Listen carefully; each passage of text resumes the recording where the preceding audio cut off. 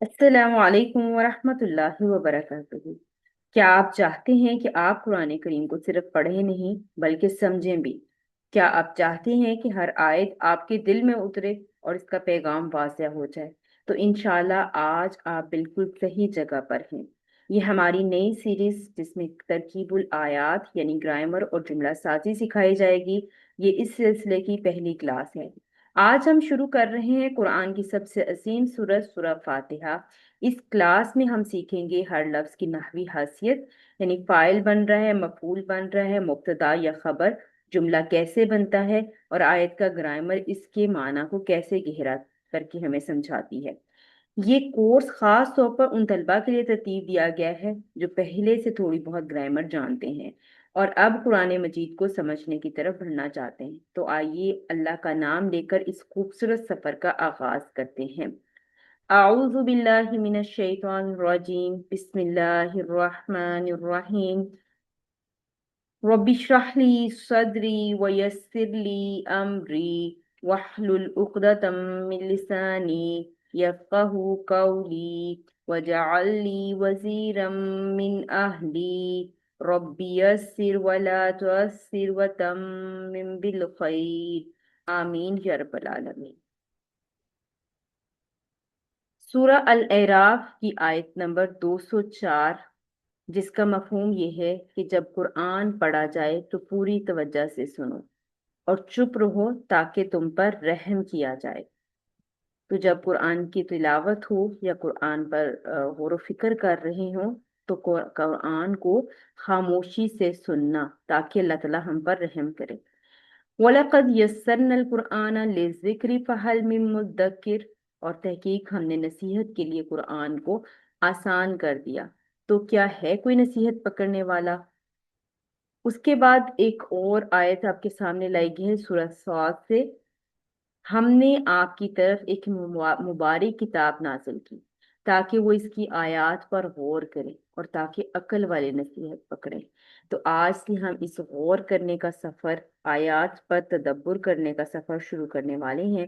اللہ تعالیٰ سے دعا ہے کہ اللہ تعالیٰ ہمارے اس سفر کو آسان کر دے، اور اللہ تعالیٰ سے ہم شیطان مردود کی پناہ بھی مانگتے ہیں کہ وہ ہمیں اس سفر میں بہکنے اور پھسلنے سے اللہ تعالیٰ ہمیں بچا لیں۔ شیطانی وسوسوں سے اللہ کی پناہ میں آتے ہیں ہم انشاءاللہ۔ چلے جی، سب سے پہلے اپنا پیٹرن دیکھ لیتے ہیں۔ سب سے پہلے تلاوت آیات ہوگی، جو بھی آیات ہم نے ڈیلی کرنی ہوں گی اس کی تلاوت ہوگی، اس کے بعد گرامر اور اعراب پر بات ہوگی، ترجمہ اور تفسیر بھی ہوگا انشاءاللہ۔ تو آج ہم انشاءاللہ تعاوذ، تسمیہ اور سورہ فاتحہ کی آیت نمبر 1 سے لے کر 4 تک کو گرامیٹکلی انالائز کریں گے۔ سب سے پہلے ہم تلاوت سن لیتے ہیں اتنے حصے کی۔ اعوذ باللہ من الشیطان الرجیم، بسم اللہ الرحمن الرحیم، الحمد للہ رب العالمین، الرحمن الرحیم، مالک یوم الدین، صدق اللہ العظیم۔ تو آئیے اب ہم دیکھتے ہیں، سب سے پہلے تعوذ کو گرامیٹکلی انالائز کرتے ہیں۔ جی، سب سے پہلے تعوذ میں اعوذ، اعوذ ہمیں فعل ہے نظر آ رہا ہے، فعل مضارع ہے، واحد متکلم کا صیغہ ہے، عین واو زال اس کے حروف مادہ ہیں، آوازہ یعوذ باب نون سے ہے، با حرف جارہ ہے، اللہ اسم ہے، مذکر ہے، واحد معرفہ اور مجرور۔ آپ سب جانتے ہیں کہ جب بھی کوئی اسم ہمارے سامنے آتا ہے تو اس کی 4 چیزوں کو ہم دیکھتے ہیں، اس کا جنس، عدد، وسعت اور اعراب۔ وہ چاروں چیزیں آپ کے سامنے اسکرین پر آ رہی ہیں، اور یہ جار مجرور مرکب جاری بن جائے گا۔ من حرف جر ہے، اگین الشیطانی ایک اسم ہے، مذکر ہے، واحد معرفہ اور مجرور ہے، الرجیم اسم مذکر واحد معرفہ اور مجرور ہے، اور یہ دونوں الشیطانی الرجیمی مرکب توصیفی بن رہے ہیں۔ آپ جانتے ہیں، ہم پہلے پڑھ چکے ہیں کہ مرکب توصیفی میں موصوف اور صفت جو ہے وہ اپنے چاروں چیزوں میں یعنی کہ جنس، عدد، اعراب اور وسعت میں مطابقت رکھتے ہیں۔ تو آپ دیکھ سکتے ہیں الشیطان اور الرجیم دونوں سیم ہیں چاروں پہلوؤں میں، تو اس وجہ سے یہ مرکب توصیفی بن رہے ہیں اور یہ مرکب توصیفی ہو کر من جارہ کے لیے مجرور ہو جائیں گے۔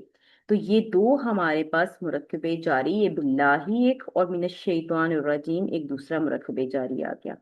جیسے میں نے آپ کو پہلے بتایا کہ عین واو زال حروف مادہ باب نون آواز یا وضو اصلی اور تبدیلی کے بعد تبدیلی کیوں ہوئی؟ کیونکہ ہم یہ پڑھ چکے ہیں کہ عین واو زال حروف مادہ میں اگر واو یا آ جائے یا حرف کی تکرار آ جائے یا حمزہ آ جائے تو وہ غیر صحیح افعال ہوتے ہیں۔ اگر واو یا آ جائے اور واو اگر درمیان میں آئے تو اس کو اجوف کہا جاتا ہے۔ تو یہ ہم ایڈوانس کورس میں یہ پڑھ چکے ہیں اور اجوف کے قاعدے کے مطابق اس میں تبدیلی ہوئی ہے۔ حرف علت متحرک ہو، ما قبل فتح ہو تو حرف علت الف سے بدل جاتا ہے، تو یہ آوازہ سے آزا بن جائے گا۔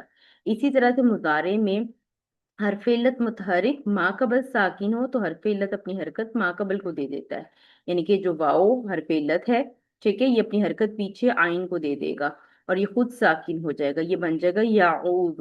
تو یعوذ فعل مضارع کی جب ہم گردان پڑھیں گے مضارع متکلم واحد تک جائیں گے تو بنے گا اعوذ، ٹھیک ہے۔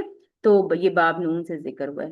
کسی کی پناہ میں آنا، اپنے آپ کو کسی کی پناہ میں دینا، جس کی پناہ میں آتے ہیں اس پر با کا صلہ آتا ہے اور جس سے بچنا ہو اس پر من کا صلہ آتا ہے۔ تو اللہ تعالیٰ کی پناہ میں ہم آتے ہیں اور کس سے بچتے ہیں؟ شیطان مردود کی شر سے۔ میں اللہ کی پناہ میں آتی ہوں ہمیشہ کے لیے دھتکارے ہوئے شیطان سے۔ تو امید کرتی ہوں کہ آپ کو آج کی یہ بات سمجھ آ گئی ہوگی انشاءاللہ۔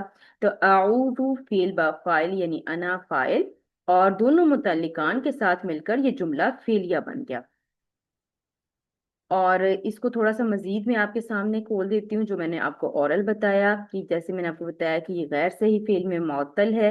معطل کیوں؟ کیونکہ اگر حروف مادہ میں واو یا آ جائے تو وہ معطل کہلائے گا، ٹھیک ہے۔ اگر حروف مادہ فا کلمہ کی جگہ پر ہوتا تو وہ مثال کہلاتا، اور اگر آئین کلمہ کی جگہ پر ہوتا تو وہ اجوب کہلائے گا، اور اگر حرف علت یعنی واو اور یا جو ہے وہ لام کلمہ کی جگہ پر ہوتا تو وہ ناقص کہلاتا۔ تو یہاں پر یہ اجوف ہے، اجوف واوی ہے کیونکہ واو حرف علت یہاں موجود ہے۔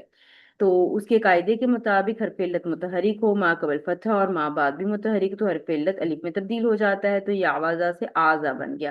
اسی طرح سے یعوذو حرف علت متحرک ہو، ما قبل ساکن ہو اور ما بعد متحرک ہو تو حرف علت اپنی حرکت ما قبل کو منتقل کر کے خود اس حرکت کے موافق حرف میں تبدیل ہو جاتا ہے۔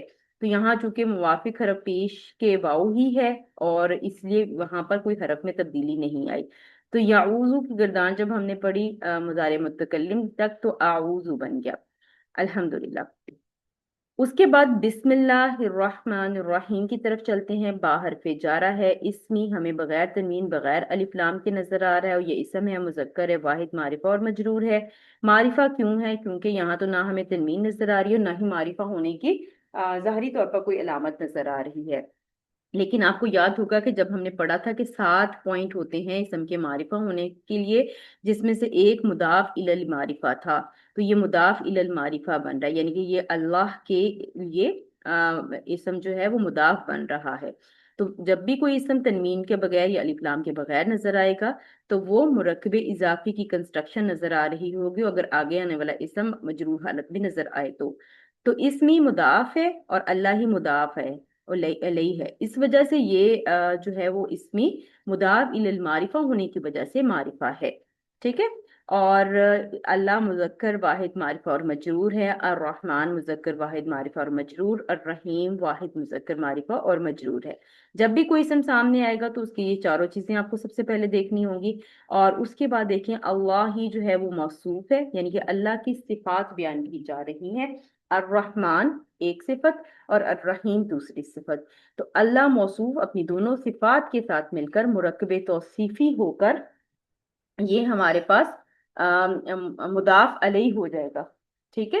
تو اسمی مضاف اور اپنے مضاف علیہ کے ساتھ مل کر یہ با جارہ کے لیے اب مجرور ہو جائے گا، یعنی کہ ان ہول مرکب اضافی جو ہے وہ مرج ہو گیا حرف جارہ با کے لیے، اور یہ جار مجرور ہمارے سامنے آ گیا۔ ٹھیک ہے، یہ مرکب جاری بن گیا۔ اچھا آپ دیکھیں کہ ہم جب ترجمہ کرتے ہیں تو ہم پڑھتے ہیں میں شروع کرتی ہوں اللہ کے نام کے ساتھ جو نہایت مہربان اور نہایت بار بار رحم کرنے والا ہے۔ ٹھیک ہے، تو ہم ایک جو ترجمہ شروع میں کرتے ہیں میں شروع کرتی ہوں، تو اٹ مین کہ یہاں پر ایک فعل محذوف ہے، اشرعو۔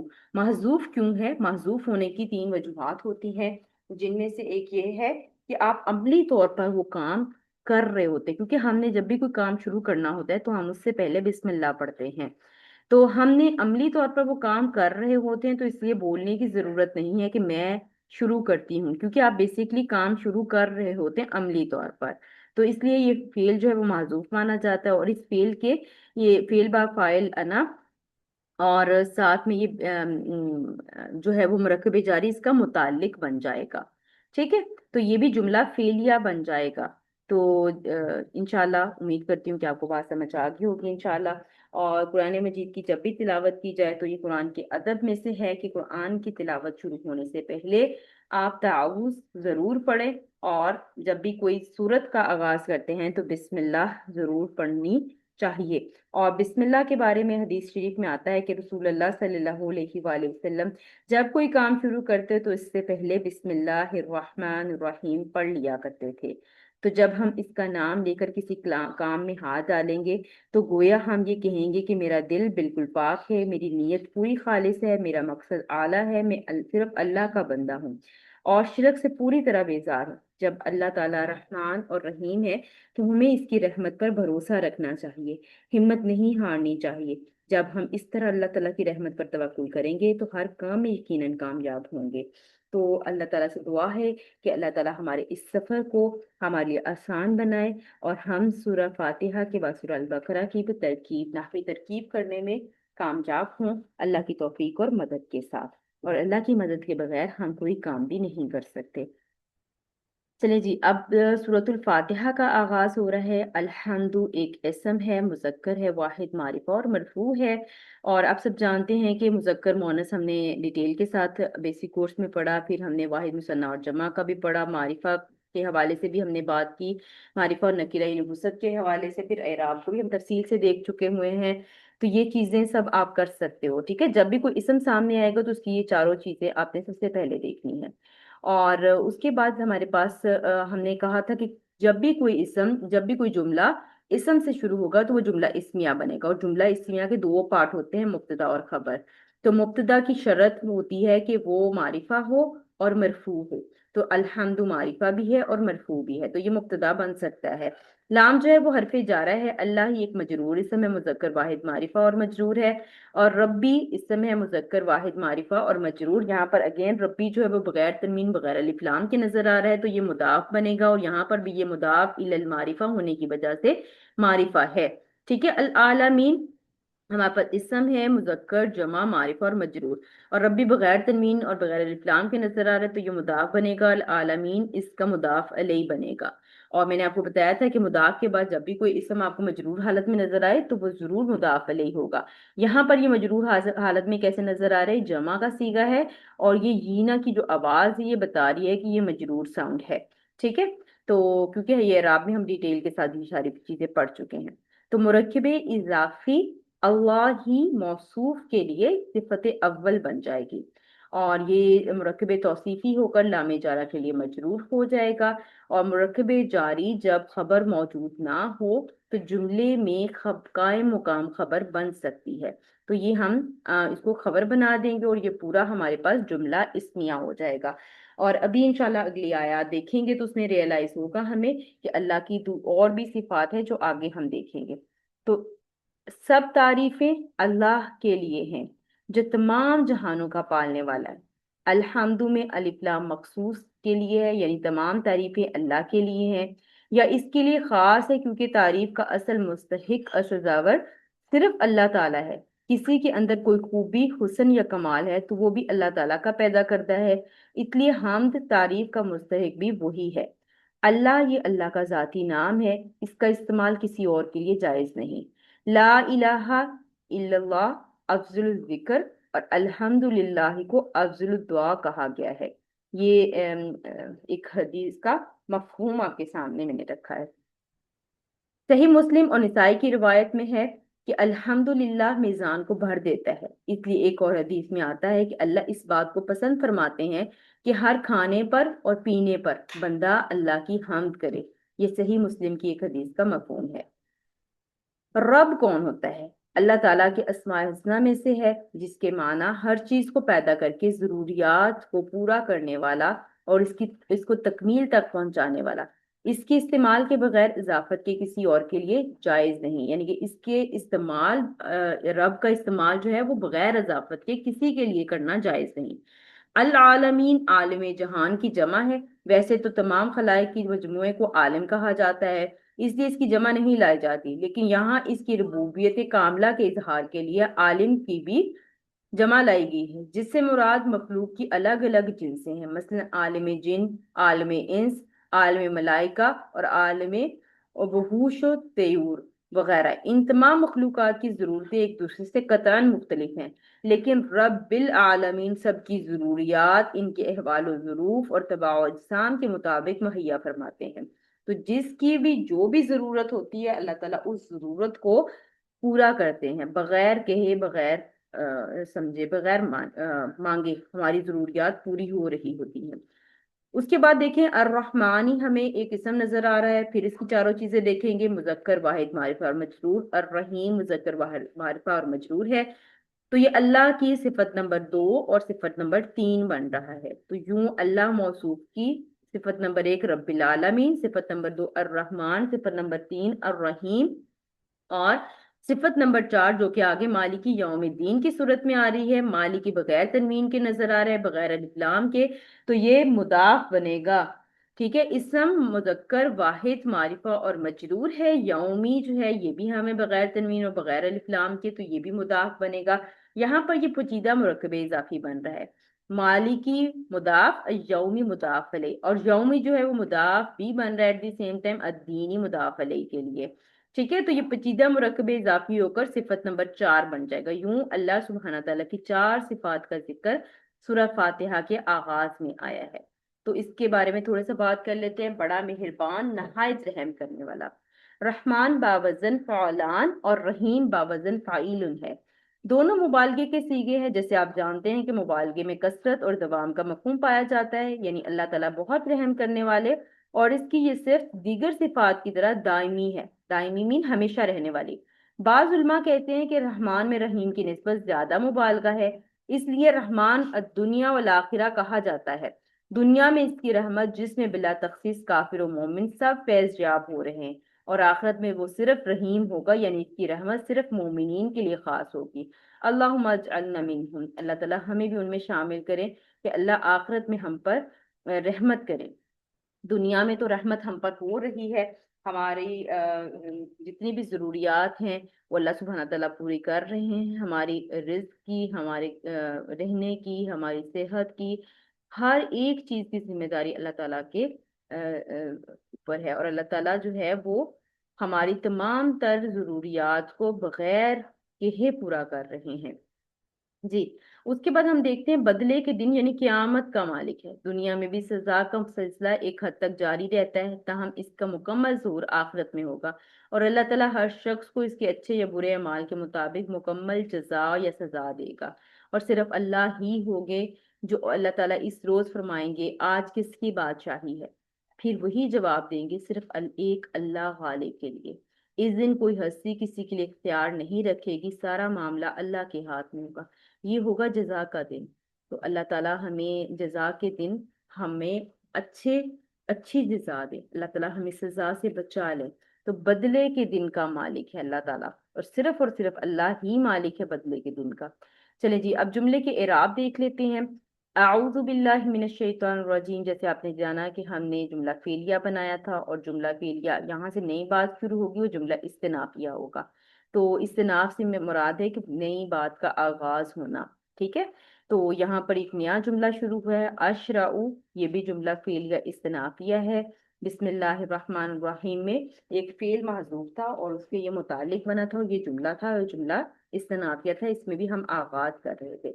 उसके बाद हमने देखा अल्हम्दुलिल्लाहि रब्बिल आलमीन, अल्हम्दु को हमने मुब्तदा बनाया और लिल्लाहि रब्बिल आलमीन अर्रहमानिर रहीम मालिकी यौमिद्दीन, इतना हिस्सा इसकी खबर बनेगा।